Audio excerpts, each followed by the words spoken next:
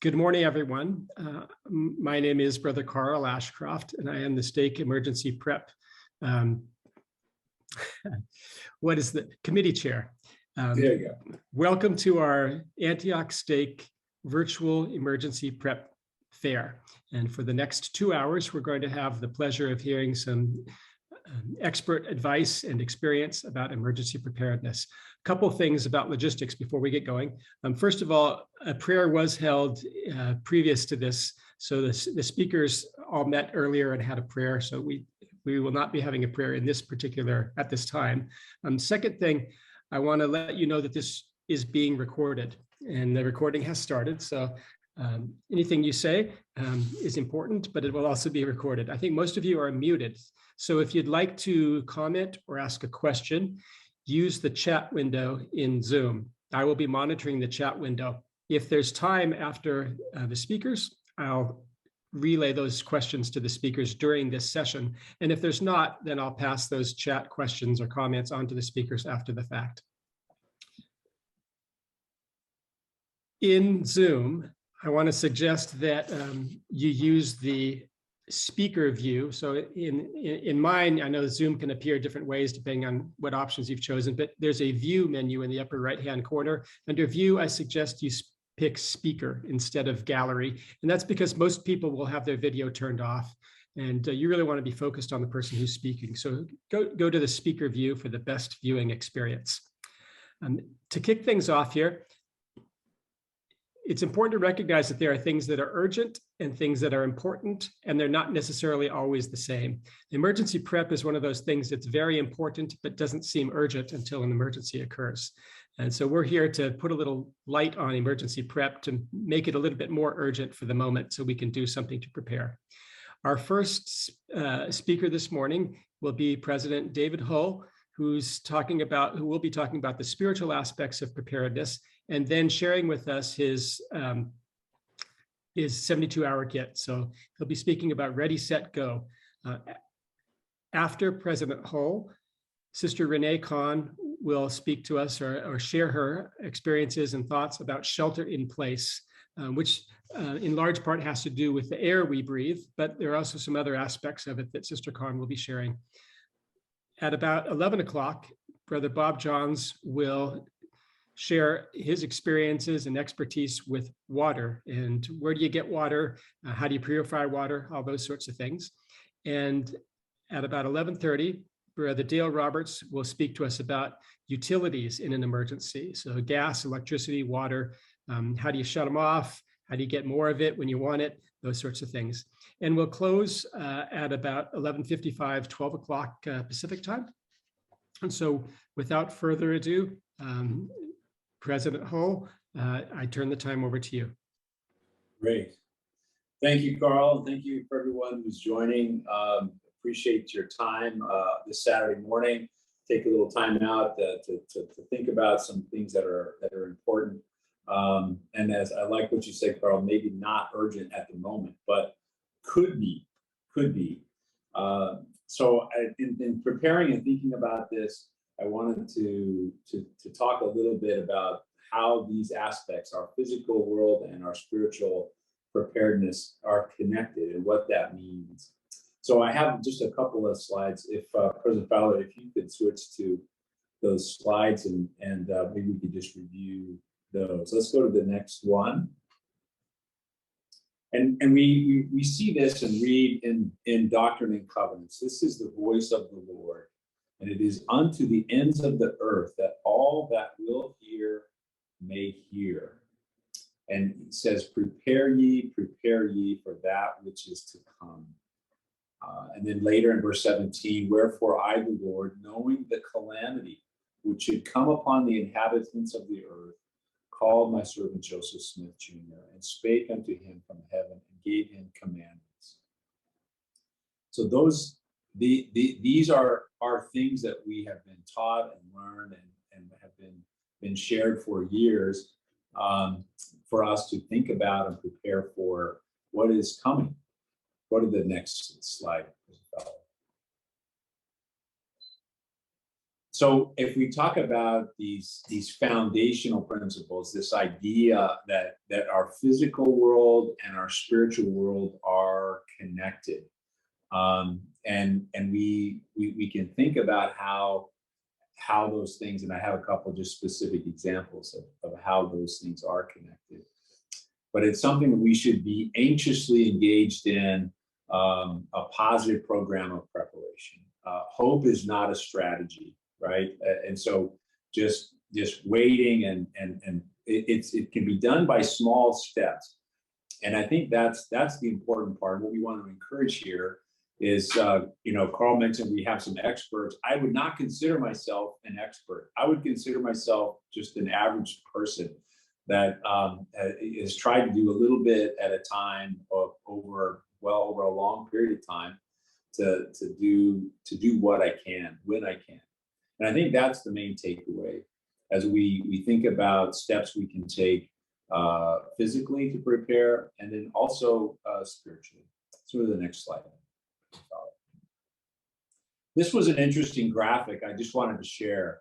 And if I think about the voice of the Lord, is this not the voice of the Lord? And this shows all recorded natural disasters since 1900 to present day, more or less, and all the different types. And you can see the dramatic rise, dramatic increase in events that are occurring. And so this was foretold, that these calamities, that these earthquakes, that these times there would be a much higher incident rate of these type of events, and it is unfolding right before our eyes. We're living in the middle of that right now. Go to the next slide. So if we start, and you're going to hear some great advice today, and there's a lot of other resources, things that we're just not going to have time to cover, but would encourage you to continue to search and look at the resources that are provided from our speakers to go in more detail.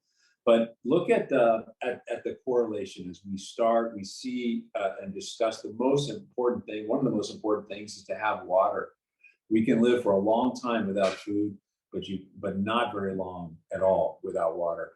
And you see on the physical side the need for water, but the spiritual side is living water.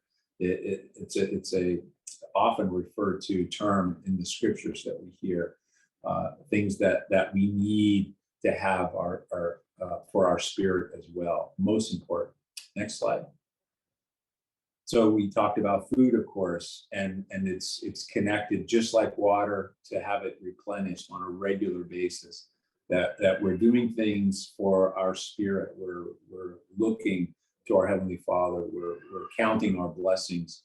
We're looking at how to serve to get that spiritual nourishment that we need. Next slide. Communication. There's emergency communication plans, things that we can talk about and discuss. What do we do in case of an emergency? How do we contact our loved ones? Thankfully, prayer always works in every situation and every circumstance. The cell tower does not go out on that spiritual connection to our Heavenly Father, who can reach down and guide us if we choose to ask, if we choose to reach out. So we have to find that balance for those two things. Next slide. Shelter. We know we need shelter. We need a place to stay. We need to be protected from the elements. And we're encouraged in the scriptures to stand in holy places, to be apart, so to speak, from some things that are not positive in our world. So there's strength that comes when we do those things in both aspects. Next slide. First aid, having those things that are important to take care of immediate needs. We liken that into repentance, how we turn back again. We turn towards our Heavenly Father. We look for guidance. We ask for forgiveness and to just move forward. And that's a great aspect of repentance. And finally, the last slide. connects. Often we talk about mental strength and the stress that we live in constantly, especially in times of a disaster, can be very, very taxing, very demanding. And so what do we rely on? Are we ready? Are we prepared to still function under difficult circumstances? And that has a lot to do with trusting in the Lord and that testimony that we need to grow, to stand strong in the face of adversity, in the face of challenges in our life. So I hope that you just see the correlation, you see the connection between our physical needs and our spiritual needs and how they are truly connected. And so we want to there's a great resource too. We'll share these slide deck. You can look at the link for more details regarding that. But I did think it was important to note just how those things are connected. Okay, I think that's the last slide, President Fowler. Yeah, okay, that's great. But what I wanted to share at this point is a little bit about Ready, Set, Go. So what can we do to get ready, to be prepared in case of emergency? So I wanted to show you a few things that we have here.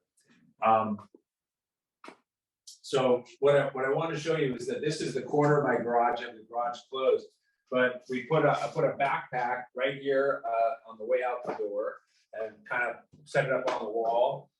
We have a 72-hour kit, which is some emergency food that we can just grab and go at the last minute. The skis are in case, I don't know, in case it ever snows. But that's what that is. So I unpacked this backpack. I took everything out of it just in interest of time so you could kind of see maybe a couple of things that are in it. So maybe I'll share just a few of those. Water, we're going to talk about water, but that of course is very important. We've got a couple gallons here. You need about a gallon per day. So right now it's for Maria and I, we both fit in this old backpack that my kids don't use anymore. And so my strategy at the moment is I have a thing called a SteriPen.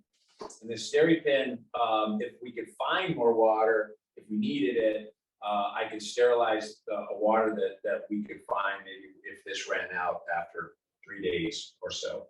So that's something that we just threw in there from old camping supplies. A couple of radios these are family channel radios that we could use to communicate in case we needed to, in case we got separated. Threw in a garbage bag, some paper towel. It's always handy. Maria has some wet ones. Tropical splash, just very nice. There's a book with some notes. You can take some notes if you had the time to do that. I wanted peanuts. If nothing else, I'm going to eat some peanuts and some fruit snacks. Just have a little bit of food in addition to what's in here. Flashlight, of course. Here's something that is pretty useful. Not very expensive. It does incorporate a flashlight. It's an emergency radio. It has a crank so that you could get power if you needed to. And here's a feature that's kind of important. You can take this cover off. It has a USB port. And what I threw in my pack was an extra phone charger. So this is a cheap phone charger that I just had in here. I could plug it in here, and if I had to, I could crank away and charge up your phone in case that went dead and you needed a charge. So the other items are pretty basic. Some matches, maybe a lighter, duct tape, you never know. And here's something I think if you take away anything from this discussion, do this one thing. And that is, we got a waterproof bag, put some documents in here. And this is a copy of some cash, okay? Now you know where we hide some cash. So we have some cash in this, but this is a copy of some important documents: passports, driver's license, credit cards, information on insurance in case you need insurance. The insurance cards are listed here, medical and homeowners. So those things are available. They're not going to be damaged, so they're in a waterproof bag, and that I think is a nice important step. Face masks recommended just in case we have a fire or dust or the air is bad. Toothbrush and toothpaste, a little bit of soap from hotel trips, threw those in a bag, made those available. And here you have a whistle, a knife, emergency poncho, a couple batteries, and a compass. And then you just see a change of clothes. So I think that's just throw those in. The list that you can go through, there's some are more extensive, but the very basic list is found on ready.gov. And it's going to be included in our presentation and in the materials that we'll share. But I kind of I printed that off and went through and got some of the key elements and put it in a kit, made it ready to go. Do the first aid kit. Did I mention first aid kit? So I didn't mention that, but I did just you can buy a pre-done nice kit on Amazon or something like that for pretty inexpensive, and I threw in a first aid kit. So I think that pretty much covers it. I just wanted to share what those items were. The idea that the whole point is to have this already done. It's not complicated, it's not hard, but you need to do it ahead of time. So have it done ahead of time. Find a bag. It doesn't have to be a backpack. It could be a duffel bag or anything, but it's that have it right by the door on the way out. And then I'm excited to hear later from Brother Johns about some water storage and what we can do for additional water for longer periods of time around our home. Okay, that's what I have to share today. Thanks for joining. Thank you, President Hull. We do have one question. Okay. What's your routine for updating or checking your kit, making sure that peanuts are not stale and the water hasn't leaked out and things like that? Great point. So I put on, I wrote on my batteries, I put a little note to myself, new January 2021. So I think that just means that, usually at general conference or something like that on a regular basis, we try to just say, hey, let's update, let's take a look at things. Let's make sure our clothes still fit. There's something hasn't changed, and just update it. Yeah. So the 72-hour kit that you can buy here, this is a 25-year shelf life. So that was a little easier for me. And just so, hey, I don't need to check that for a long time. I have it available. I can grab this on the way out the door. I can survive. May not taste great, but I can survive. That's the main thing. So yeah, I think try to keep it simple. Very good. And I think, I don't know if you said this, but there's wisdom in keeping your batteries separate from the device, especially if you're storing it for a long time, right? There's nothing worse than trying to Absolutely. Turn on your radio and finding out the batteries leaked out over the past year and has ruined the circuitry. It's not going to work at all. Yeah. So everything, there's no batteries in this equipment at all for that reason. Yeah. Yeah, good point. And then just a note, I just saw someone had asked where you got the hand crank radio charger, but also answered the question, Amazon. So there are a number of places you could get it, but Amazon would be one. Very easy. Yeah. The food was at Costco. And we got if you have a 55-gallon drum, you can get a little pump, an easy pump to pump the water out, make it simple. Unless you're an expert at siphoning gasoline, it's a little easier. Very good. All right. Okay. Thank you very much. Thank you to your camera woman also. Thank you, Ryan. All right. Rene, are you all set, ready to go? Let's see here. Yep. All right, you're on. Okay. Hi, guys. It's good to be back. This has always been a passion of mine for many, many years. So I always appreciate being included. We'll go ahead and just start if you pull up the my stuff. Okay, I want to start out with all these pictures are pictures that have actually happened in California. And it kind of makes you aware of everything that can happen here. Next. Yeah, it's just even fires. Let me bring something up about fires really quick. A lot of you probably don't know, but long time ago when fires in a home, like it says up there, it could take 17 minutes to get out of a house fire. Now with the way that curtains and carpets and furniture, you only have 3 to 4 minutes to get out. So I think it's really important that you as your family have a plan to escape your house with your children, you know, let them know that these are the windows you go out of. And also when a house is burning, the contamination of air is pretty bad. So when everybody's standing around watching a house burn, they're not realizing that there's a lot of toxics in that smoke. Next, please. Another earthquake picture. And of course, this state is definitely susceptible to earthquakes. But if you ever get on the earthquake, I don't know what you call it for the whole United States, it's everywhere. It's not just here. We just seem to be more aware of it, but there's earthquakes everywhere, even right through Salt Lake City. Next. More earthquakes. And if you actually, I did get on when we had that last big earthquake, and it's true that there are tremors every 3 minutes. It's not going to be if, it's going to be when. Next. A lot of flooding. We've been talking about flooding. When we have such dry years, you know, we don't, and then rain does come when we get it, we're going to have problem with flooding. We're going to have problem with mudslides. Next, please.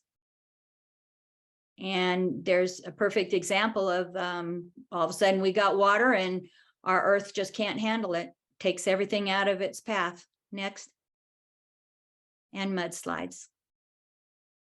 And it can happen anywhere. It's happened everywhere in California, honestly. Next. Okay, this on top of every document that I have here, I'm excuse me, I have a place that you can go, and I think everybody definitely needs to go into cwsalerts.com. This is where you can see where current alerts are happening. You can, if you look down where the siren is, it says register to receive emergency alerts. So if you register, you will get notifications on your cell phone, text, computer, anything, you will get notifications. And if you go over to the left, excuse me, the wildfire, no, go back up again, I'm sorry. See the wildfire here? If you want to know where the wildfires are, where are the hot spots, that is the corner where you can go in and it will have everything up to date at the moment. And I've actually gone in there because when my parents used to live in Paradise.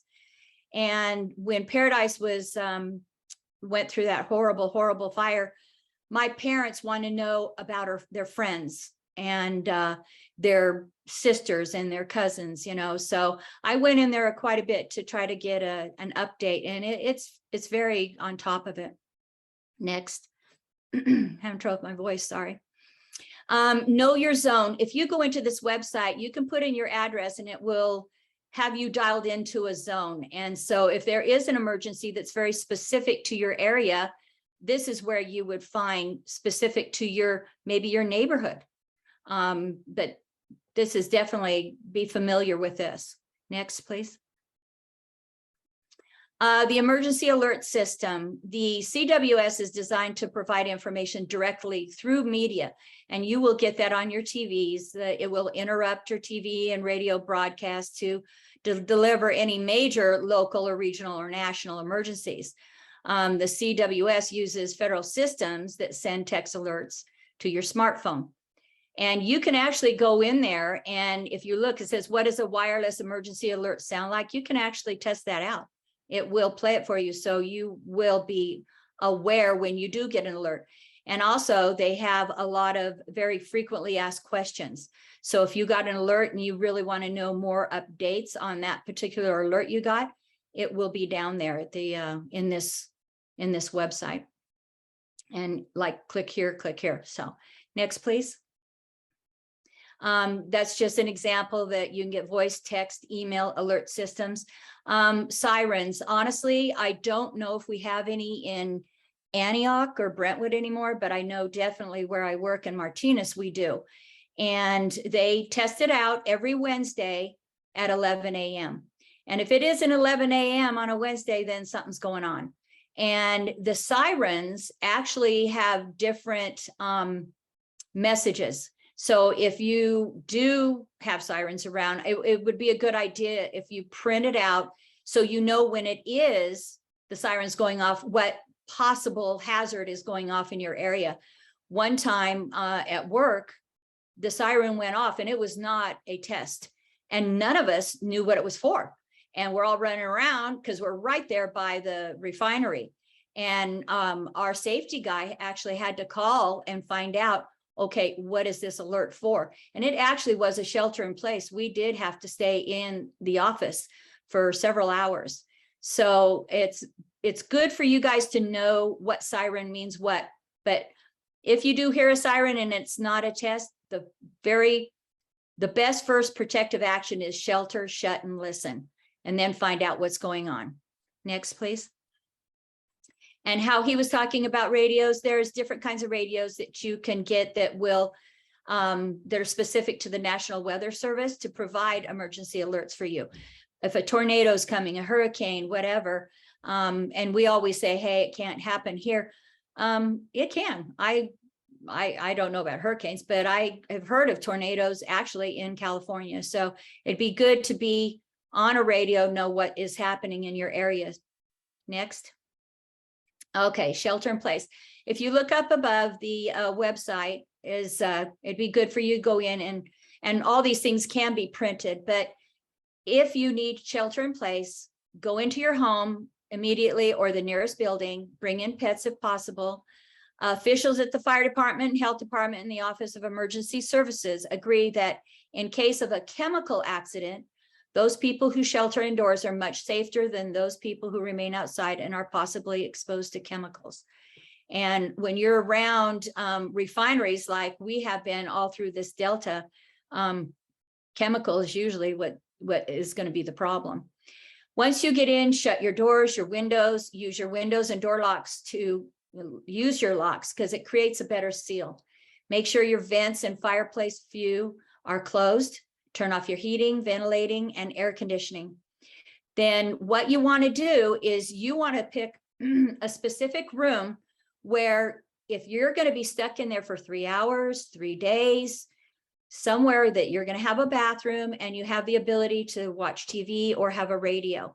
So keep that in mind when you do keep a room for shelter in place. And right there, it tells you what radio stations that you can turn into, and that would be an ongoing status report and information.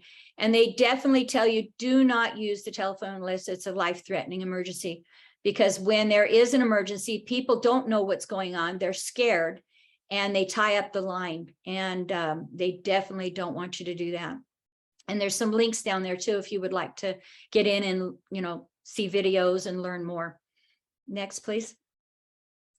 In my closet, I have 2 things. I have a box down there on the bottom, which was a 72-hour kit, and it was MREs. And I was such a firm believer in MREs because I could just put that in and I didn't need to worry about it. I had meals in there, crackers, goodies, you know, I had everything for 3 days. Actually, back then they had water packets in there that were actually included in that emergency essential package. But I would always keep water in the closet anyway. And I actually used to do the gallon bucket or gallon containers, but they eventually collapse and leak. And if you're not on top of what's in your closet, you're going to have water everywhere. So what extra water I put in the closet, it's bottled water. It's the small containers. Next, please. Oh, wait, sorry. See the box on top? I'll talk to you about that in a minute. I just want you to remember that box. Okay. These are things that you can put in your closet. Canned goods, you don't need water, except for some of your soups. But you can use the water that you have in your fruit, in your vegetables, mix it with your soups. And the thing when I buy canned goods, I will write on the top the expiration date, because if you have to sit and look and try to find the expiration date, it gets frustrating, and you want to be able to see it right away. And again, canned goods, you want to rotate. You don't want them sitting there and then all of a sudden there's an emergency and you look and they're 2 years old. So I do have canned goods in the bedroom. It's just not my main source of food. It's just there as kind of an extra. Next, please. And when I'm talking here too, is I'm also mentioning food storage. I like to do threes in my food storage. I like to have canned goods. I like to have dehydrated, and I like to have the MREs. Canned goods, you don't need water, if any, much. Dehydrated, you do. So you need to have a plan for water storage and water purification, which you're going to be hearing. And like he had showed earlier, if you go down a little bit, the bucket of, it's great. I mean, grab, it's there. It's got everything in it, but you do want to make sure that you do have the water. And I do want to add one more thing to the 72-hour kit. Sorry. If you're going to have dehydrated food, it would be good to have a mess kit so you could cook the dehydrated food. And mess kits are awesome. You can put them over fire. You can, boil your water for drinking. You can cook your dehydrated food. So I just wanted to throw in a mess kit. Dehydrated food can be interesting. Next, please. It can be just not basic stuff. You can actually have the stroganoff and spaghetti and mac and cheese. You can kind of build it around what your family likes to eat. And again, during times of emergency, you're going to want some comfort food, because when everybody's upset, especially children, you're going to want to have stuff in there that they are going to eat. Who doesn't like chicken and noodles? Who doesn't like macaroni and cheese? So try to think of that in your supply to accommodate your children. And everybody thinks, oh, you know what, if you're hungry, you're going to eat it. Not really. I've had to try to, get some food down my kids that there was no way they were going to eat it. So next, please. MREs. I loved MREs. You just had it in a box, done. This is what the Army used. And this is what, whenever there was an emergency in hurricanes or tornadoes or whatever, the government would feed the people MREs. And if you ever tried to get MREs during a emergency, you couldn't. They were gone. And they're kind of hard to find now. I'm really kind of surprised. They used to be very easy to order. And in fact, in my emergency backpack, I put MREs in my emergency backpack, because when I put in all the goodies, I was not good about it. Like he said, rotated at conference time. That's awesome. But I didn't do that. And so rodents would get in and eat my stuff. So I love the MREs. I didn't have to do anything. No water, nothing. But they're kind of hard to find now. And next, please. I've had some questions by people, because some people do have MREs and they go, well, when do they expire? And they don't put a date on expiration. What it is they have a date of a manufacturing code, and it's highlighted. Now, what you're seeing here on this MRE is one of the older ones. And the date on that is, let me see, where to go? If you go down just a little bit in the purple, over in the purple, see where the digit is, 3123. the first digit represents the year, the last three digits represent the day. So for that code 3123 would indicate that it was manufactured on the 123rd day of 2013. And that's one of your older ones.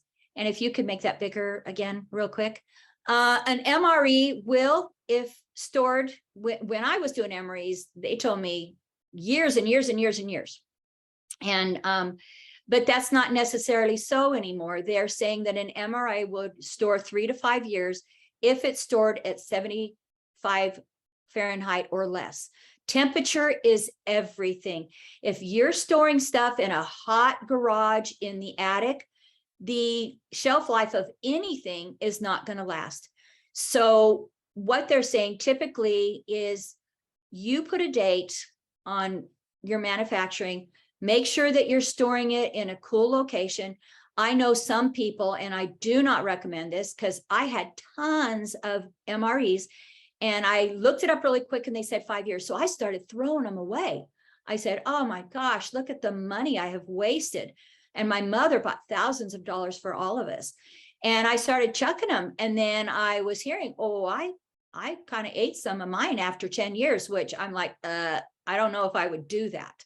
But there have been people that have gone past the 3 and 5 years. And I'm guessing that they had it in a very, very cool location in order to store that. Next, please. The newer MREs, the coding is a little more easy. It's the month, date, and year, and it's just easier to know. But again, it is not an expiration date, it is a manufacturing date. Now, how can you tell if an MRE is good? They say typically not everything stores as well. The crackers, cookies, that's a lot longer than your spaghetti and meatballs and chili and stuff like that. But if the package is bloated or if the food smells rancid, it isn't good. Just don't even trust it. Just dump it. Now, this I didn't know. When I was researching this, I found out due to the military eat these. Through their studies, they find that it is highly recommended never to eat MREs for more than 21 days. I guess it's very, very hard on your digestive system.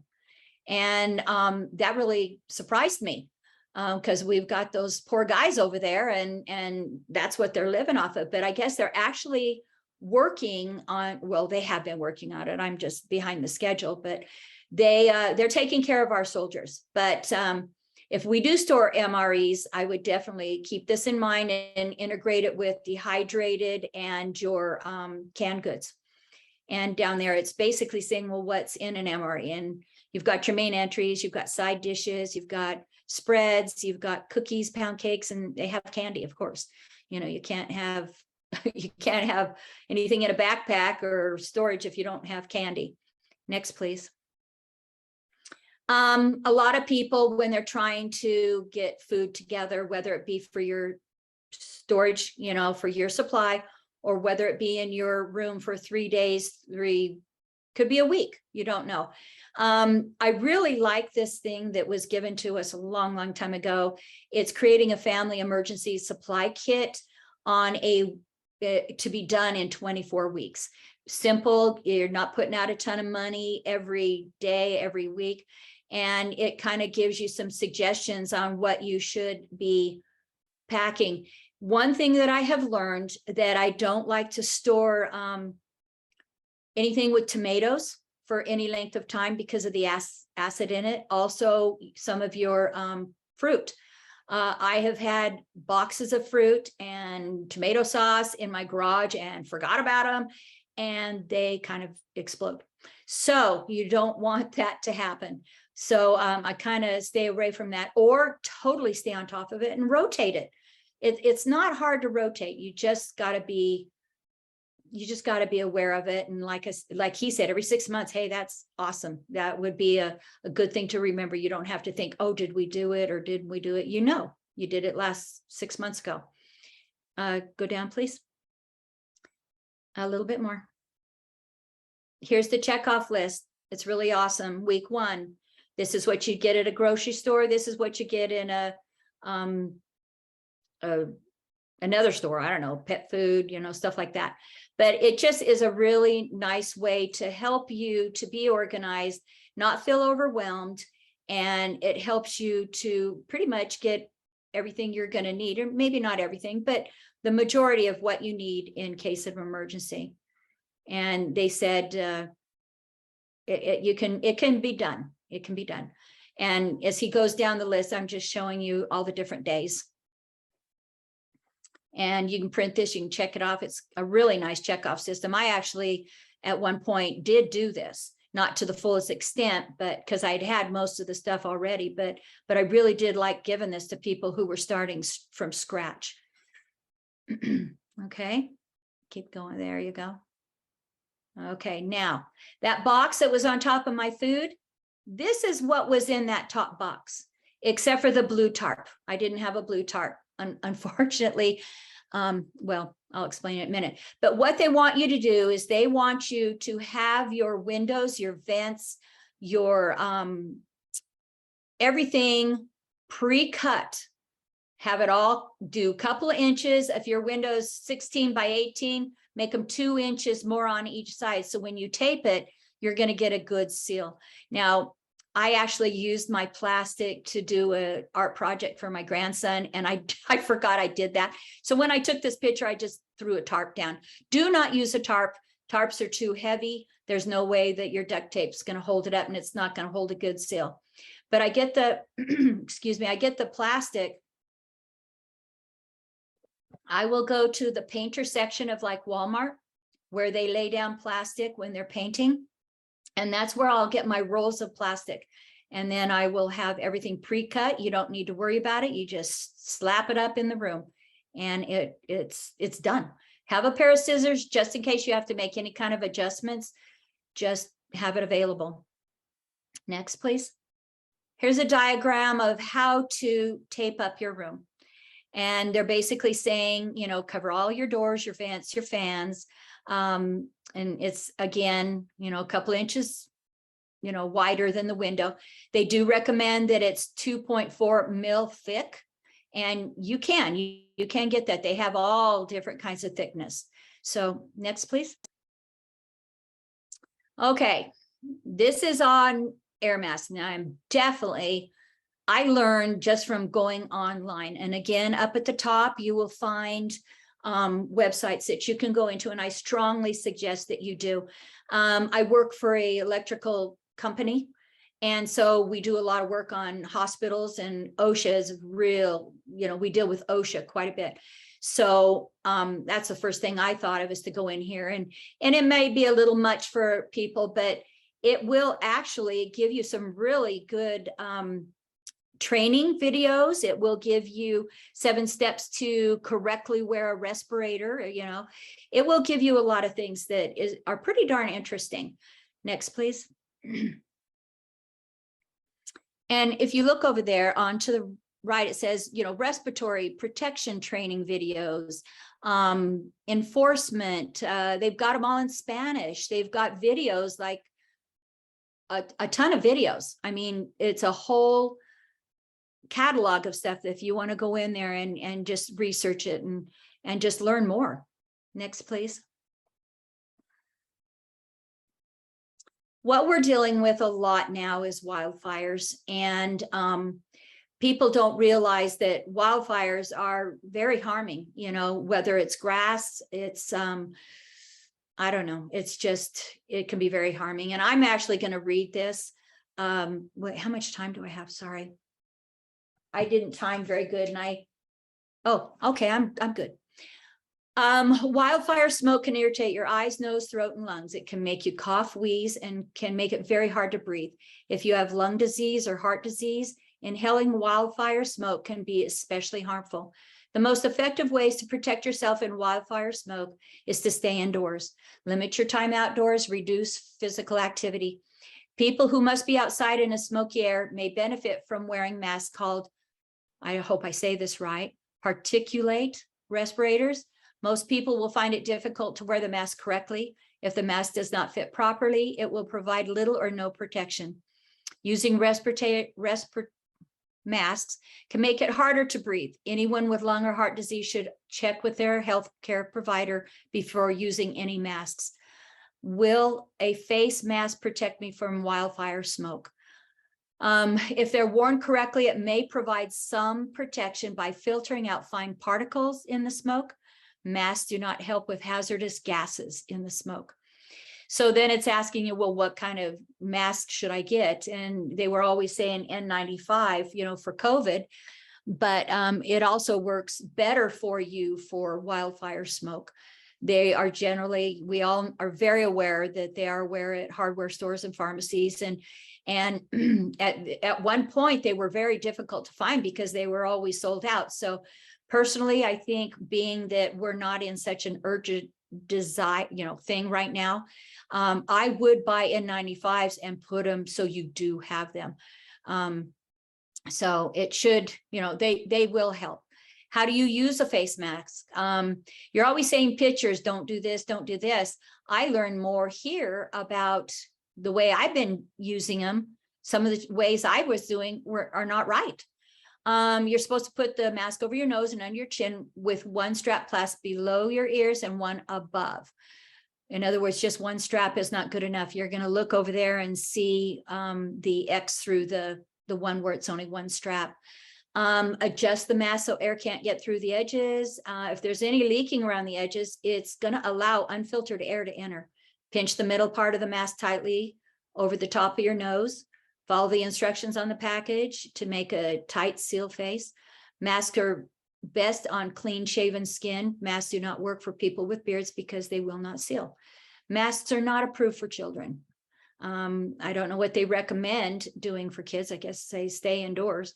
Throw away your mask when breathing gets difficult, or if it's damaged, or if it gets dirty inside. I hate to admit it, but I would reuse my masks, you know, because at the time they were kind of hard to get. But by golly, if you wear it after so long, you know that you shouldn't be wearing it. So it's a good idea to keep them fresh and not reuse them. It's harder to breathe through a mask, so take breaks often. If you work outside, I know we worked during COVID. We were one of your people that had to work, just like your doctors and your nurses and stuff. And so we were wearing masks during work, and that gets really hard. And so you want to take a break, go outdoors, go walk around, breathe the air, give your lungs and everything a chance to breathe.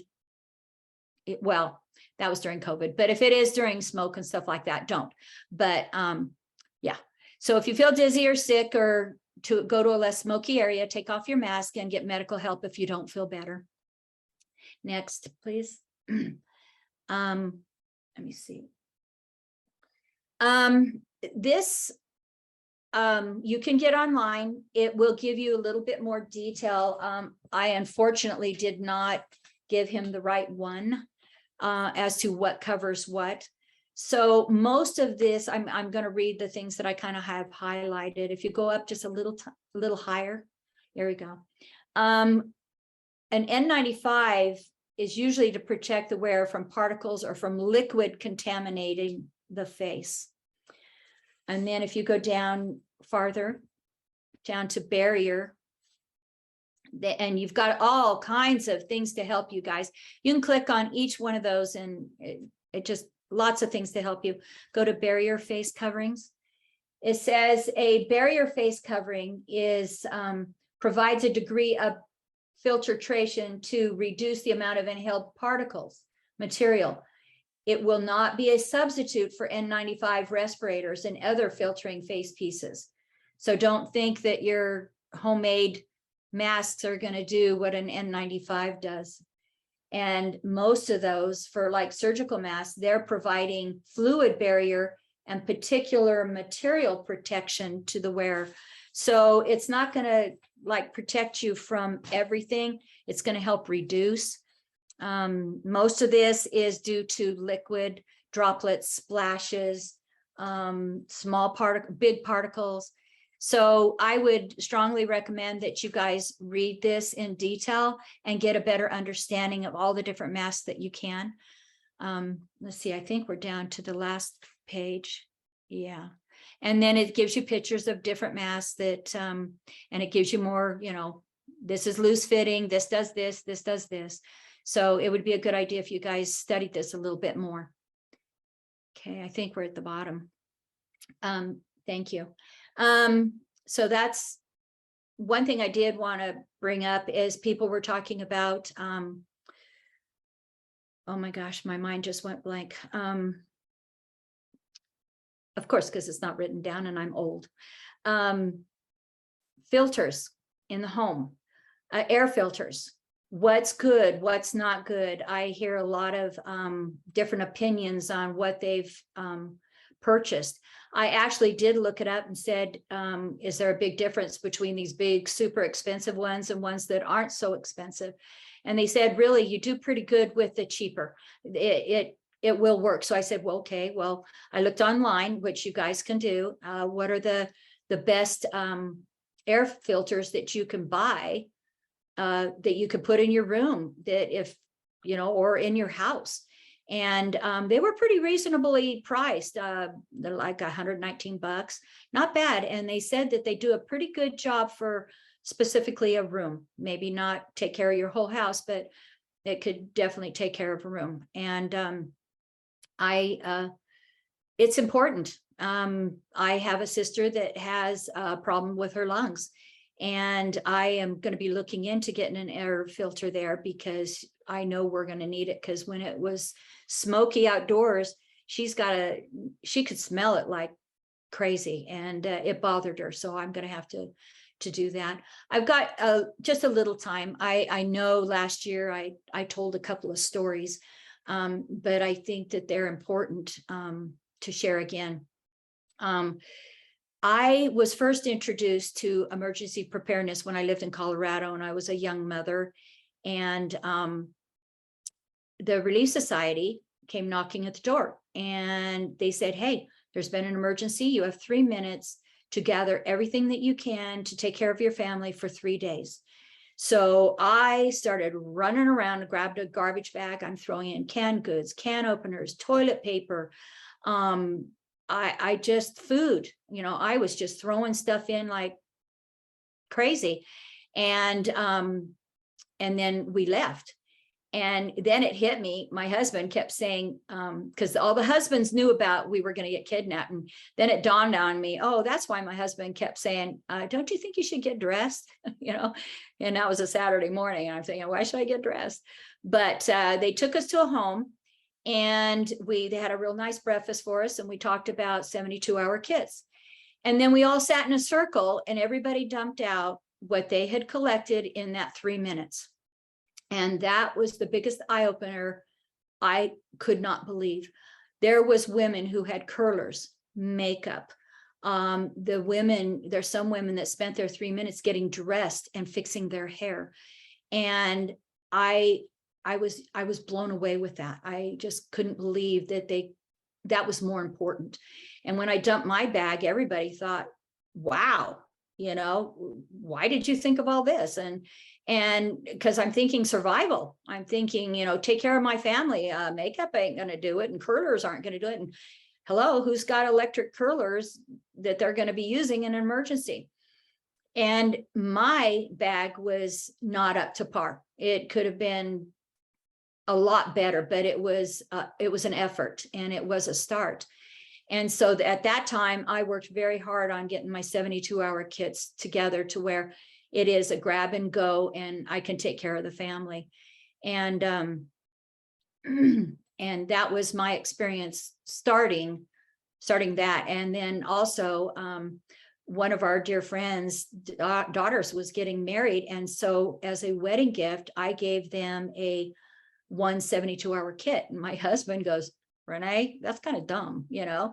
But then it turned out that was the hit of everybody said, why did you think of that? And I go, you know what? Starting a 72-hour kit is not the cheapest. And if I can give them a start and let them know that this is really important. Another story really quick. I was working for a grocery store, and we've experienced this now, but many, many years ago, I came to work and everything was bare. everything was bare, and there was a trucker strike at that time, and the shelves did not get stocked. And the only thing that was on the shelves, like we have seen since COVID and all this other, was what we already had. So I said, there is no way I'm going to let my family go hungry. And that's when I started working on my year's supply. I didn't have a lot of money. We did it very simply. You know, if you can goods here, if you can goods there, make sure you had a couple of days worth. And I worked to get a couple of weeks, you know, a week worth in a couple of weeks. And so that was many, many years ago. And back then it was a trucker strike, a simple trucker strike. And we've all experienced what COVID has just done to turn this world upside down. And I don't know if we'll ever totally recover, but even though it's not as severe of an issue that it was, people are getting a little bit more relaxed and a little bit thinking, hey, everything's okay. Really, it's not going to be. I don't think it ever will be again. And we need to be ready. That 72-hour kit, the water, the communication, and food. I mean, food is just vital. And I did want to mention one thing. A survivalist told me one time, he says, death happens in threes. He says in 3 seconds, you can die. In 3 hours, you can die if you don't have good shelter against whatever is going on and it's severe. You can die in 3 days without water, and you can die without 3 weeks of food. And that was just from a survivalist. I'm sure we could spread that out, but I just thought it was interesting that it was threes.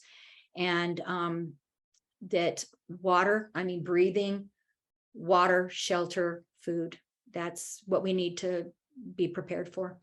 That's it for me. If anybody's got any questions, you know, all these are printed out, and you can get them online like he has explained. So if anybody has any questions.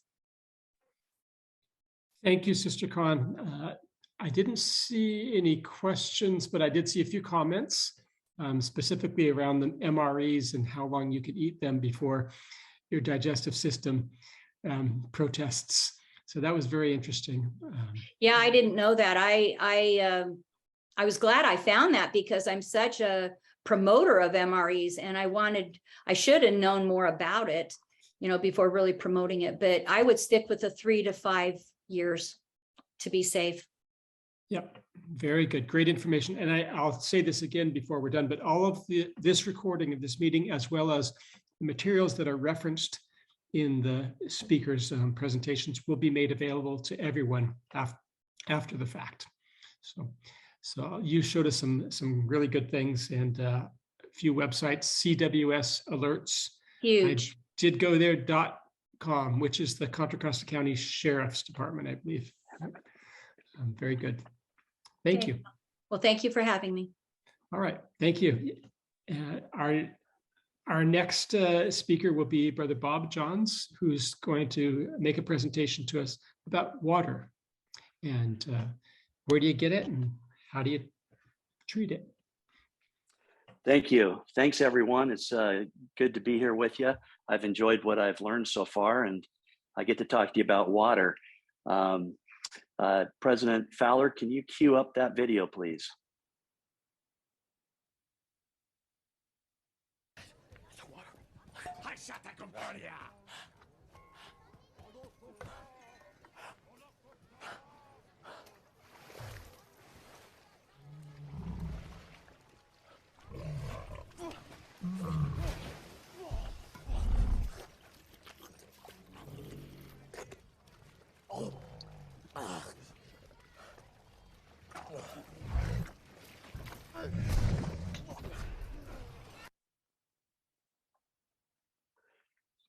Thanks. I really love that video. Hey, let's face it, when you need water, you need water, and you're willing to drink even out of a trough. And later on in my presentation, I'm going to share an experience I had with a trough. So just keep that in mind. Just real quick, there's a PDF I want to put up and kind of just establish the importance of water. And while that's coming up, I'll just say this, I'm not going to spend a whole lot of time talking about the importance of water.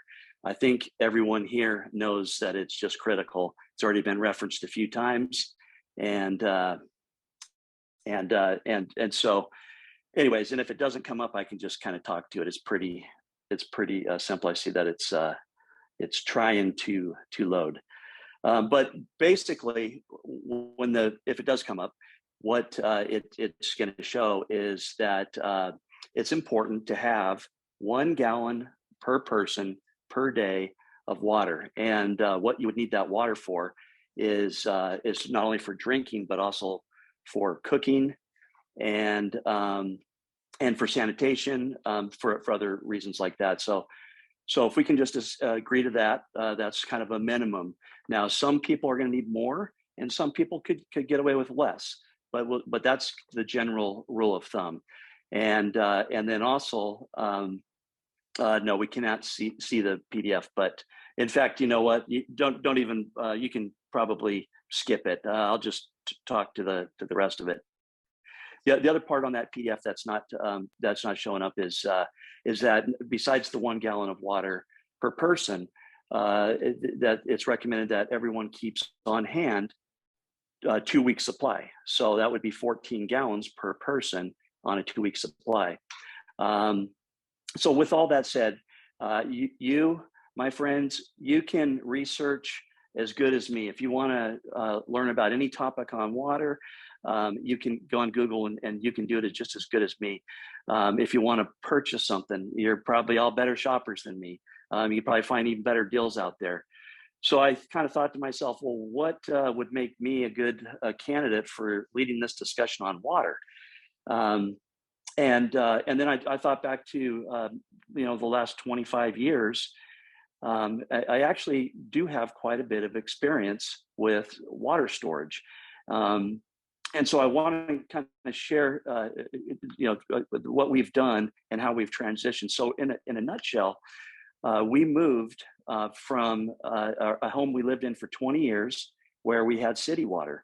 And I'll tell you, there's nothing better than just flipping on that tap, pushing your refrigerator dispenser and getting your ice, getting your water, and just knowing that it is good to drink. Not as fun paying the bill that we pay every month, and it's getting worse, I know, but that's the other side of it. That's the benefits, and then of course the pain that comes with it. But be prepared. You want to be able to have a water source that you could take with you if you have to leave, or you want to have something that if that city water becomes bad, that you have another means for water. So in the last couple of years, we transitioned and moved out of our house with city water to a home that has 100% well water. While I like not having to pay that water bill anymore, we often are asked by people, hey, is your water safe to drink? And my answer has always been the same. Well, we've never had a problem with our water, but really, to truly know that it's safe, you'd have to have it tested. And we did have it tested before we bought. And then so you say to yourself, well, okay, we had it tested, it was good, it's okay to drink. How long is it can we go off of that test? A day, a week, a month, a year? What would you be comfortable? Well, our family, we're on the shorter side. So we're probably maybe a week, maybe a month for me, and maybe a day for my wife. But we're on the shorter side of it. So literally for the last couple of years, we have been living as if we have bad water. And so that's what I'm going to share with you today is our two versions. If you have city water and what we did and what we're doing today, and maybe there'll be some ideas for each of you. Dave Hull, I have a feeling I've got something that you'll probably add to your kit as well. So with that said, I'm going to flip this camera around, give it to my lovely wife who's going to help me out. And I'm going to take you around my house and show you what we have done. Before I do that, I'm going to share with you 3 different ways to purify water. I don't really do this, but I'm just going to share it with you really fast. The very best way is to in my opinion, is to boil the water. So if you ever find yourself where maybe you're not sure, you get notice that your city water might have some problem with it, you can boil it. Boil it for 1 minute at sea level, which is where we're at. But the higher you go up, the more time you're going to take. So you would need 3 minutes at 6,500. And then, of course, let it cool before you drink it. So that is an easy way there to do that. Another thing, many of you maybe have seen this before, this potable water, these tablets that you can put in. This is a 50-count bottle. I used to have some. I've actually tried it when I was a scout. Horrible tasting, I thought. Didn't care for it, but within 35 minutes, you can have water that's safe to drink, and it's good against bacteria and Giardia cysts. This particular bottle, it makes 25 quarts, which is 6.25 gallons. I'm going to try to share with you along the way some of the costs. So this per gallon. So this cost using this method would be $1.55 per gallon, which is actually more on the high side. Over here is bleach. This is another way that you can take care of your water, purify it. As you notice right here on the bottle, it says kills 99.9% of the germs. We like that number. But to do it, basically the bleach is good for about a year. Use unscented, uncolored bleach. Add 8 drops of bleach to 1 gallon of untreated water and let it set for 30 minutes. Here's the key. You want it to have a slight bleach smell. If it doesn't, repeat the process. So you might have to wait an hour or so before you can do that. Never done it, hope to never do it, but that is something that you can do. Now, what we did in the past, you saw at Dave Hull's house, he had a 55-gallon drum. That's what we did at our house that had city water. And basically, we are no longer using this method, but it's good. Now, remember, you'd want to have 2 weeks supply minimum. So a family of 4, that would be 55 gallons. So here it is. This would be good for that minimum 2 weeks supply of water. 55-gallon drum. It'd be okay. 1 gallon shy, 56 gallons. And if you do it right, you have some preserver that you put in the water and caps, and you want to try to store it in a cool, dry place. We couldn't put it in our garage like Dave Hull had in his garage. Ours was kept outside, so it was with the elements, the really hot summer and the really cool winters. So 5 years probably isn't smart to wait 5 years with it, but it was a comfort to know that we had that water. These are what we have left over. You got to have the siphon to get it out, and then you also want to have a drinking water approved hose to fill it up with. And all of this is not super cheap, but it is comforting to know you have it. It's about $1.87 per gallon using this method. Now, after 20 years, that cost is going to go down dramatically. So that's what we did before. And I would just say, as Rene Conn said, she said that things often come in threes. For the Johns family, it came in threes as well. We had 3 different methods that we used, some a little bit more convenient than others and a little more portable. And the 55-gallon drum was it when we were in with city water. But this is our new method, and this is what we're basically using entirely right now. And it's right over here. This is the heart of it right here. We have a dispenser that holds 5-gallon drums. I love it. I don't have to lift it up. I can just kind of slide it up this little ramp here. These bottles, they weigh about 43 pounds. You can use 3-gallon bottles, which would be about 27 pounds. Something to keep in mind if you would have trouble with lifting. But what we love about it, instant hot water ready to go for that cup of noodles that you might want, or hot chocolate, room temperature water. And of course, my favorite, I love cold water. And so this has all 3 of those. And depending on the number of kids we have at home, depends on, and the heat that's out, depends on how fast we go through a bottle of water.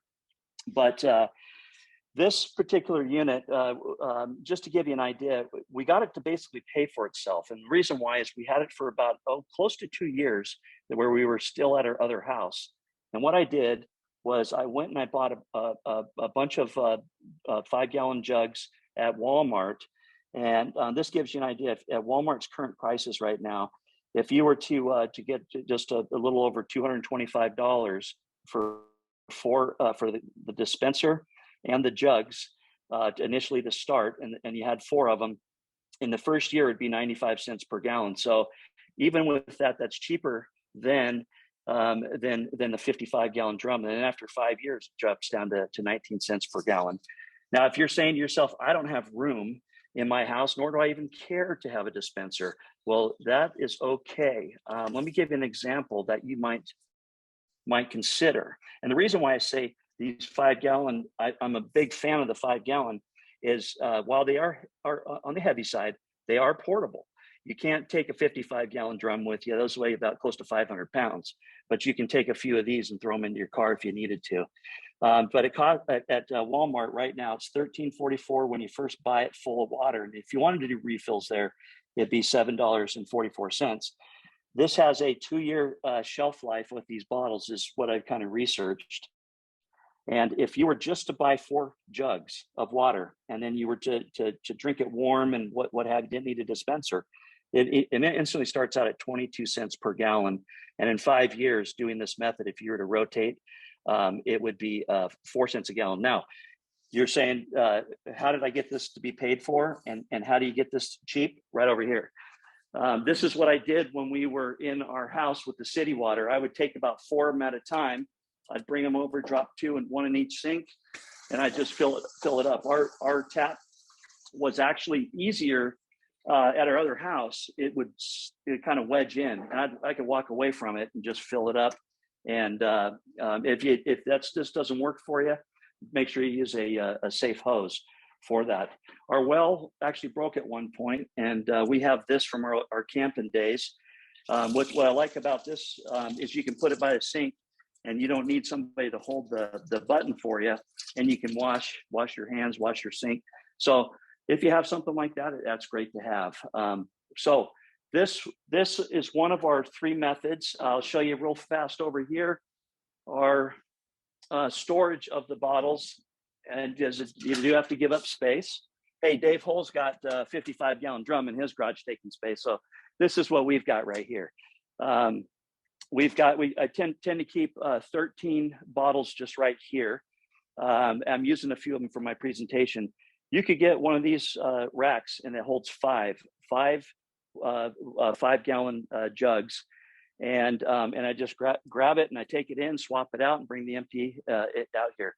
Love it. Now, some of you are saying, hey, yeah, but I like the ice and I like the dispenser. How do you do that? Well, over here against that wall, I'll just point to it. We have a pump that is water, got the same type of hose that you connect to your refrigerator. And so this refrigerator right here, we have ice and water that comes out, and we get our water delivered from Alhambra. So it's about half the cost of that water bill, though, that we were paying in Antioch. Method number 2. We've been using this for many years. It's a little bit more costly, but we love this method. It's to have bottles of water. Got this case of water here from Walmart. Each case has 2 to 3 year shelf life. It's highly convenient, highly portable, something you can grab and throw into your car. You have an activity, a school function, a sport function where they ask you to bring a case of water. This is where we would go. We'd grab those. So they're awesome to have on hand. This case pack has 40 of the 16.9 ounce bottles. So this case pack actually holds 5.28 gallons, a little more than one of those jugs. So once again, for 5 people, this one case beats the 1-day recommendation. And so that's an awesome thing to have. It costs $5.36. And of course, California redemption value is $2 for 40 of them. But here's the cost: $1.02 per gallon. Still cheaper than some of the other methods. And if you're one like us, where we don't actually return for money, and we throw them in the blue can, it's $1.39 per gallon. But if we were to stack up, this probably comfortable stacking this maybe 5 high, 2 rows deep, we could get away with here. But if think about it, if you basically got 7 cases of water and 2 rows of it, 14, right? There's your 14-day minimum right there, just in bottled water. So that's a good way to go. So that's method number 2. Come on out here and I'll show you method number 3.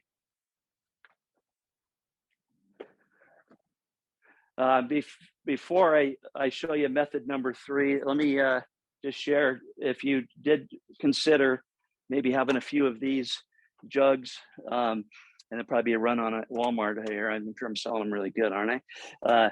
But if you were to use this method, I picked up this pump for $10, and it goes on real easy. It can work good at any function. You got an activity, you need to bring water, you can do this. Now, keep in mind, if you've got city water and you keep refilling it, the more that you rotate it, the sooner the better. So if somebody says, can you bring water and get some cups? Yeah, a lot of people help you rotate your water. Let them drink it down, then just refill it.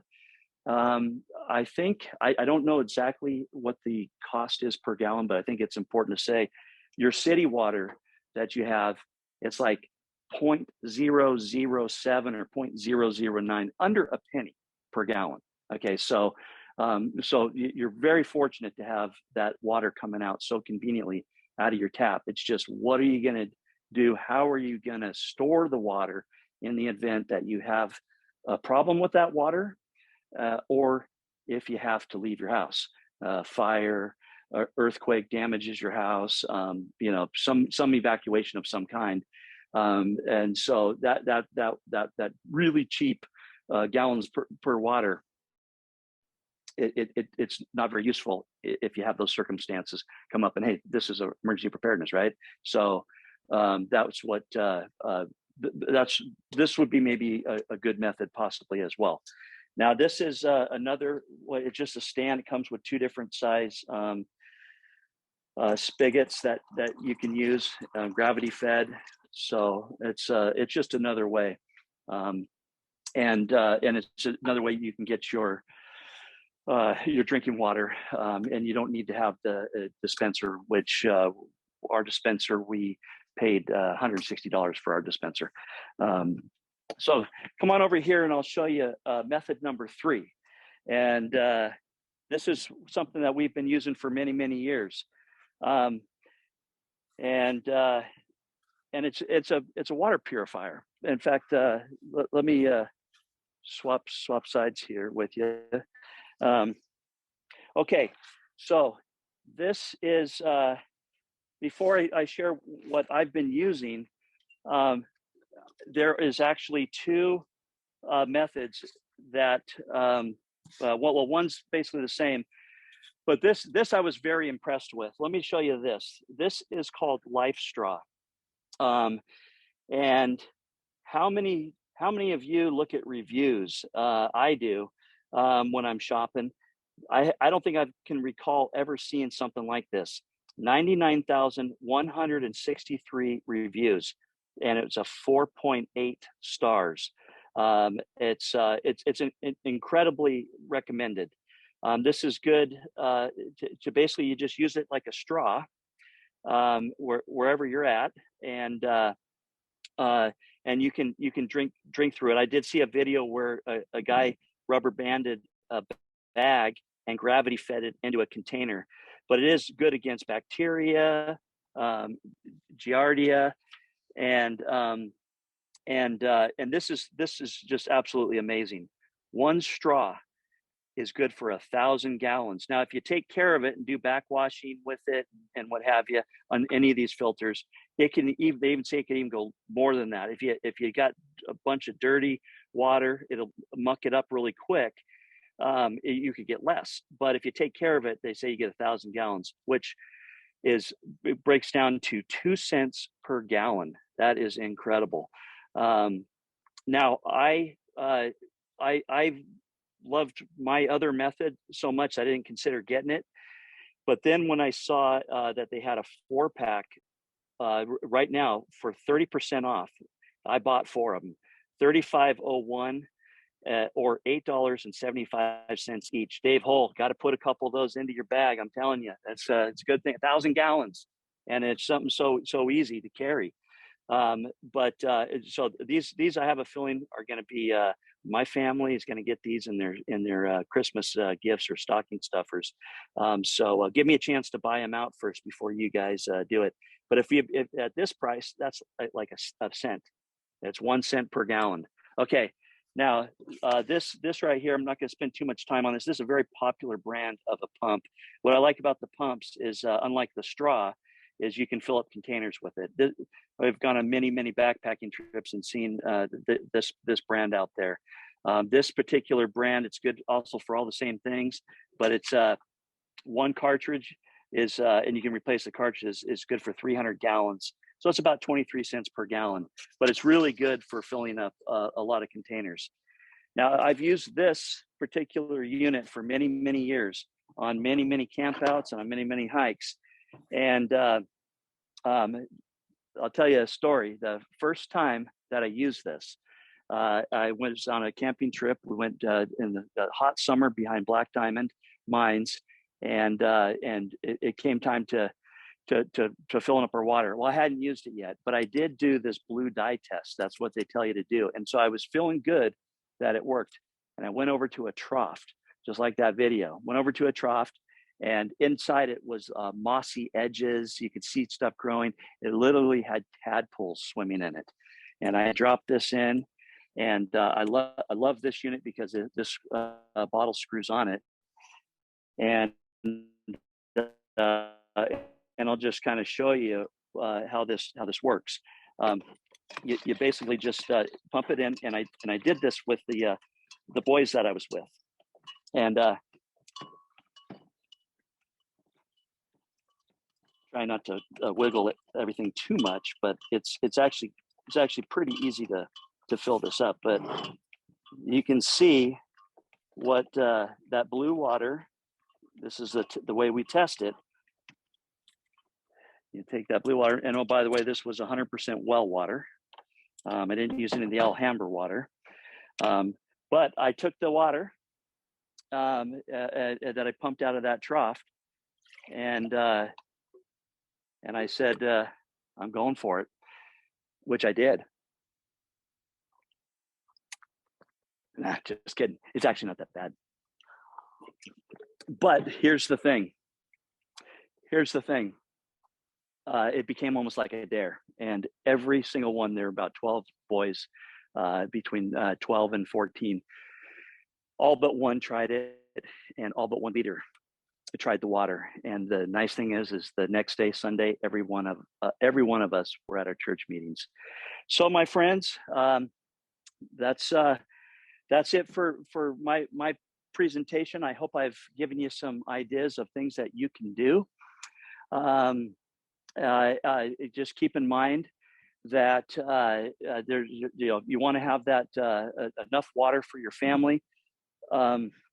We do have a pool as well, so if you have a neighbor with a pool, it's great for flushing your toilets with it. You can fill up a 5-gallon bucket with that and use it around the house if you ever needed to. But because of the chemicals, it's not going to be my first source that I would go to for water. But in a sense, in a nutshell, have that enough water for everyone, but then also consider ways that you can leave your home and be able to get water. With these pumps, with the Life Straw, you can literally, go places, and all you got to do is find water that you can drink and make it drinkable, and you'll be good to go. Are there any questions with the couple minutes that I have left? Thank you, Brother Johns. I do have one sort of odd question.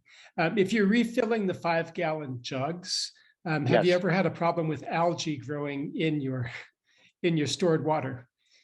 That's a good question. No. What they basically, everything I read, it's the same with those 55-gallon drums.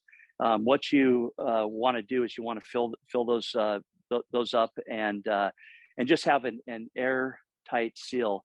And the caps that come with it do a really good job. And the caps, I also bought some replacement caps that I have on hand, and they're even a little bit tighter. But to answer your question, have I ever seen it?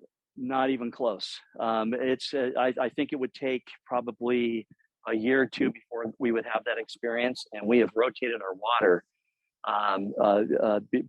for way before that, because we're continually drinking it and rotating it. And also, I will add this: my father-in-law, he had an office, and he had those 5-gallon jugs that he no longer needed, and he brought some over, and they were several years old. I still have those, and none of them are showing any signs of anything growing in them. But because they're so old, we're not going to use those to drink. We'll actually use those to flush our toilets if we need be. That's a great question. All right. Yes, and there was a similar question about adding bleach to the water in the water jugs. Yeah, that's a great idea. Yeah, or even some of that purifier, if you were to buy that comes right. in the 55-gallon drums, and make it last even longer. That's what that purifier does. That's how you can get 5 years out of it. So that's a fantastic idea. If you want to just have a few of those on hand, you don't intend to drink it, you want to stretch it out, sure, you can do that. Or you can, before you consume it, then do that bleach process that we showed, or boil it. That's true. If you're ever not sure, err on the side of caution. And, yes. Thank you very much for your presentation. I really enjoyed the walk around. I'm going to come swim in your pool. Always welcome. Love it. Okay. Thank you very, very much. Great insights. Thank you. Our concluding speaker will be Brother Dale Roberts, and Dale will be speaking to us about utilities. So utilities in an emergency, and what you can and cannot do. So Dale, it's you. All right. Thanks for that. I really appreciate the opportunity to talk to you guys. My name's Dale Roberts. I am, oh, the lights just went out. Oh no, hold on. Good thing I have my headlamp. Whew. All right. So when oh, the lights are back on. All right. When the lights go out, we want to make sure that we're prepared with some things at our home, but also in an emergency, you may have the need to turn off utilities. So what I wanted to do is go ahead and start with a video. President Fowler, if you can pull that up.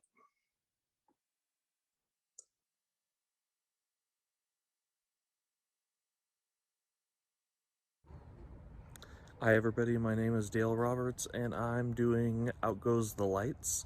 So for emergency preparedness and what to do with utilities in an emergency. So I'll start off with gas.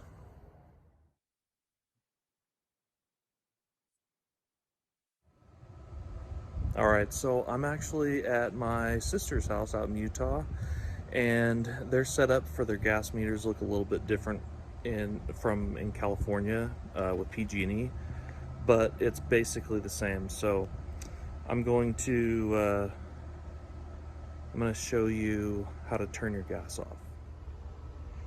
This is a pretty typical gas meter set, and you can see on here that there's a valve right on the riser. As it comes up, there's a regulator, and then the meter and piping. So what you want to do to turn this off is you would put a wrench on it, right? You can see that this is standing up this way. If you're going to turn it off, you would turn it a quarter turn, and this is called the tang. The tang would be horizontal instead of vertical, and that would be turning the gas off.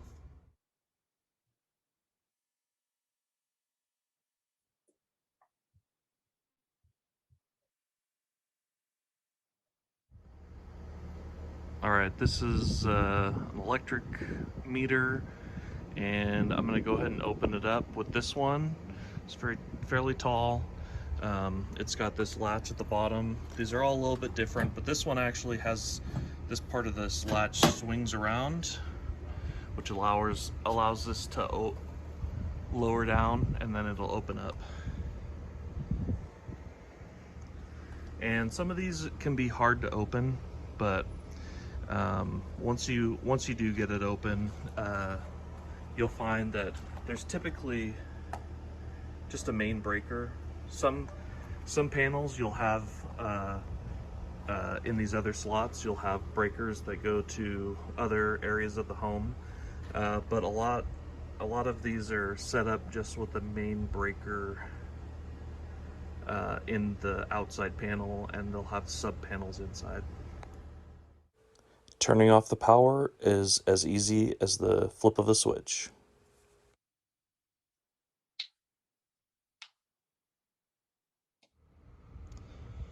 So every water service is a little bit different depending on the area you live and who provides your water, but typically you'll have a valve on the outside of your house and probably one at your curb as well where they locate the meter.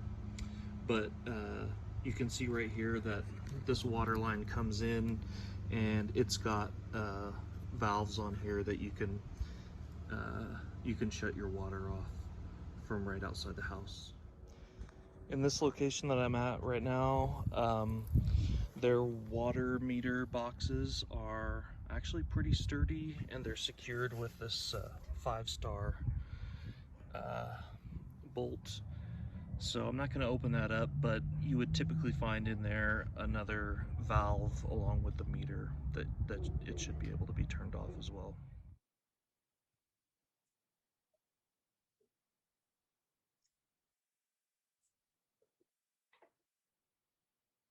All right. So hope you guys enjoyed that.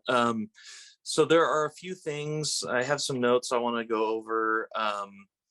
And, you know, really with utilities, there are some utilities that are much more dangerous than others. So I actually work for PG&E. You know, electricity is, you know, I don't think I need to tell you how dangerous electricity can be. But natural gas is also, I mean, over the years, we've seen some pretty major disasters. Both of these things can become emergencies in themselves. So I want to cover a little bit of that, and then also some things that we can do so that when we don't have gas or electric or even phones, things that we can do in an emergency. So the first is some gas safety tips. So if you suspect that there's a gas leak, the first thing is that you don't want to, don't turn on or off light switches, don't use a candle or a match, you know, don't use a flashlight nearby, turning it on or off. All those things can create a spark, and you know, the spark is the thing that is actually going to be the most hazardous thing when you have leaking gas. So there are, you know, an extreme saturation of gas is typically not going to ignite, and then such a minimal amount of gas isn't going to. But there is a, you know, a kind of a perfect storm mixture of oxygen and gas that is the most potent and explosive. So it's something that we have to be really careful about. Don't store appliances like a water heater, furnace, things like that, and don't store combustible materials near them either. You know, gasoline, solvents, and paints. Those are all things that that are combustible materials as well, and you've got appliances that have a flame going. So those are things that that are also hazards. So everybody should have a fire extinguisher in your kitchen. If you don't have one, they're pretty inexpensive. There are small models that can be mounted in a cabinet or even on the wall, but just having something available is very important to be able to put out a fire. If a pilot light goes out, this is something a lot of people feel comfortable lighting their own pilots, but make sure that you wait and let the gas disperse before you relight, because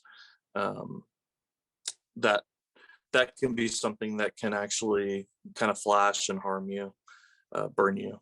And then next, your gas meter. So I didn't have one in the video, but you want to keep like a crescent wrench, or they even make wrenches designed specifically to fit over those valves so that you can turn your gas off. But here's one major thing about turning your gas off, and that is if you turn your gas off at the meter, and it may be quite a while before, especially if it's in a large scale emergency, it could be a long time before PG&E is able to come out and safety check and relight and turn your gas on and get everything relit. It's not something that I would suggest, just any homeowner do themselves. It's something that a professional should do. All right, so that in a nutshell is gas. What I'd like to do is also, talk about some of the backup plans that you can have. Some of us use gas for cooking or electric for cooking. If either one of those is out, then you're going to want to have some sort of backup. So I keep charcoal as part of a little extra as part of my barbecuing, but also in an emergency that can be used in my barbecue. Propane gas, if you have you can get a camp stove that'll run on propane. They have the small bottles, but you can also get a conversion so that you can run a propane stove off of a large 5-gallon propane bottle. So those are things that can run as a backup you use it outside, but to be a backup for cooking.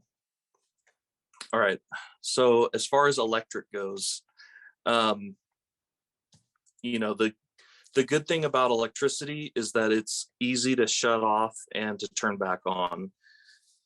So when the reasons for turning off electricity, if there is a large scale emergency and you are going to leave your home,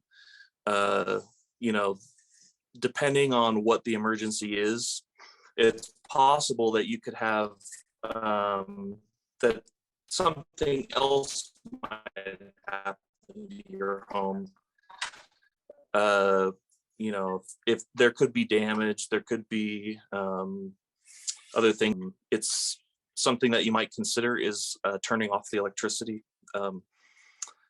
As far as gas goes, really the only times you would really want to turn that off is if you can smell gas, if you can hear it. One of the things that is good about gas, some people don't.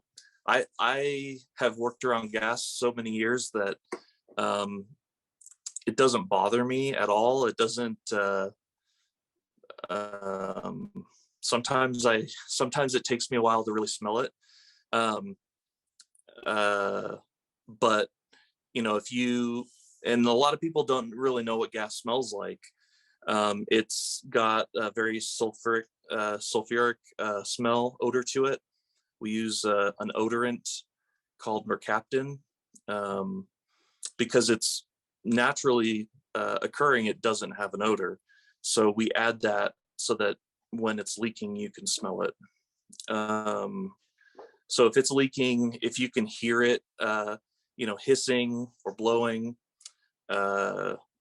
if you have it going inside of your home, then you would want to turn that off. If there's something leaking outside, it's not necessarily a hazard for the inside of your home unless it starts to migrate. One thing that gas can do is that if it's leaking or you have a broken line out at the street, it's possible that it can get into the sewer. If it gets into the sewer, then it can go back into your house and come up through your sewer drains. And in that case, that could become a very, very hazardous situation. Houses have exploded from just that occurring. So you want to make sure that if you smell it, if you can tell that there's something wrong, then you should leave the lights alone. Don't turn anything on or off, and evacuate. All right. I went over electricity. There is something else as far as electricity goes, is a lot of people have solar panels now, and to safely turn that off if you need to, if there's damage to your home. So the first thing to do is turn off the AC disconnect box. So that's going to be a separate disconnect that is a disconnect box that is separate from your main utility panel, where your electric meter is. And then the next thing you're going to do is turn off the main breaker at the panel. And the third thing is to turn off the DC side of your system, which is where the electricity from your solar panels comes down into your to your home, basically. So there's three things to do, and there's kind of a specific order to do those. In an emergency, as far as electricity goes, you want to have batteries. One of the things that has been really good for me and my family, we have a bunch of these little battery packs. They have, a USB and a mini USB port in them, and then they also have various little phone charger adapters. There's so many of these different types of devices. There's some that are a little bigger that will, jumpstart your car, and they're not much bigger than this, really. There's generators. You can spend as little as, $350 for a decent generator that will power some electric items, and those can be very helpful. Just if you need to run maybe a small appliance or something in an emergency. There's also huge generators. There's large battery storage banks that, these things are much more expensive, but if you have the resources to do it, it's not a bad thing to do, to invest in something like that can serve you in a long-term outage. So let's see. I think that's most of what I have. As far as the phone goes, obviously, most of us have a cell phone. I mean, we carry around pretty nice computer in our pocket wherever we go. But like Rene said, that can actually be an issue during a large scale emergency. You may not be able to get through. You may just be one of the many people tying up the lines. And so there are a few things. I know that as long as there's a way to get a signal out, text messaging is a better option than trying to make a phone call. Even email or using a ham radio. Those are all kind of some things that can help you out in the event of an emergency. As far as water goes, really, it's kind of similar to gas, unless there's a major issue, you have water spraying out of your walls or something like that. There's typically not a need to turn it off unless you hear it, see it, smell it, whatever. The thing with utilities is just knowing how to be safe with them, and that's why the focus on gas and electric is so important.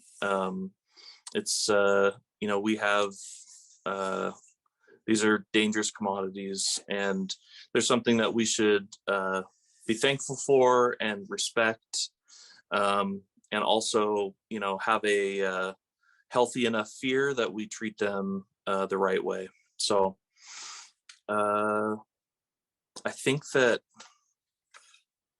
that's all I have. Well, real quick, I do want to just cover a few things. So we do talk about, large scale and small scale emergencies, and, what's an emergency for you on your block or just at your home may not be an emergency for somebody else. Obviously you can have all of these things and get through something minor, but use people as a resource as well. If you need to go and stay with somebody for a short period of time, secure your house, and don't be afraid to ask for help. So that is it. That's all I've got. Thank you for your time and allowing me to present to you. Thank you, Dale. I really appreciate that. There was a question. The question says, does it matter which way I turn the valve to shut off my gas line? No, there are some that only turn one way.